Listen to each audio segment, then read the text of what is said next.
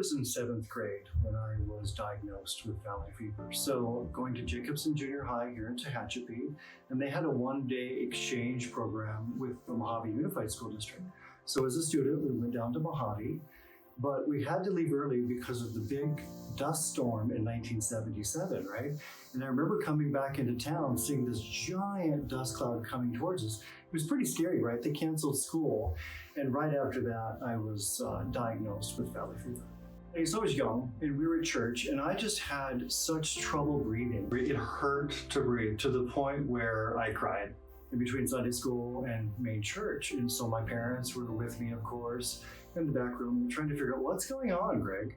And so they took me to the doctor, and they started running tests, and it was originally diagnosed as pneumonia. And this was, again, back in 1977, so it wasn't very prevalent, a known disease, if you will.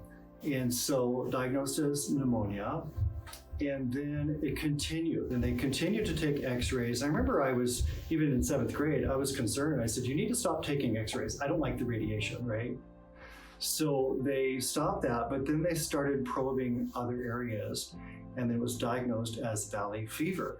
And I remember the doctors, the doctor that diagnosed it, he had other doctors come in. They kind of paraded through the room, and they wanted to see me, a kid with valley fever, because it was new to them. So I was a little bit of a educational for them. They're looking at the test results. They're looking at, I had bumps on my legs, different things that were happening, very skinny. They took me out of school. I had to walk with crutches.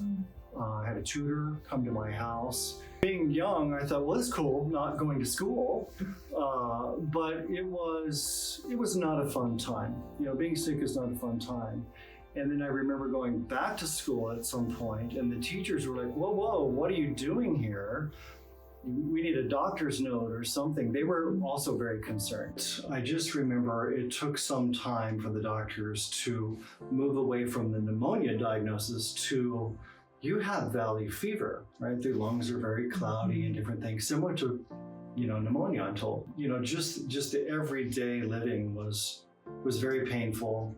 And just slowly over days, weeks, and months, it was a recovery of sorts. Every couple days going back to the doctor so they could check on me, right? It was kind of a daily routine on what we had to kind of process.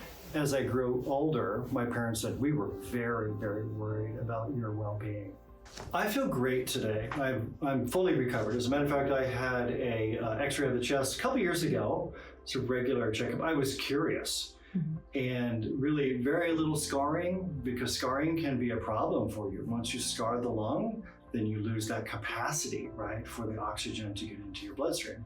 Very little scarring. And I think that was because I was young and I was able to recover. Don't let it go too long. If you feel like something is going on with you, right, you know your body best, right? Your loved ones, your doctors, they can help you, but you know your body. So if you're feeling something's not right, if you're tired, if you're achy, if your breathing is not right, seek medical help right away. So I think that if a friend or a family member is diagnosed with valley fever, support them in any way that you can, right? Them and their family, because it's a heavy lift, right? And people need to be loved and, hugged. It's not a contagious disease, right? And so just make sure that you're watching out for your friends, your family, and your neighbors. I am Greg Garrett, and I am a face of valley fever.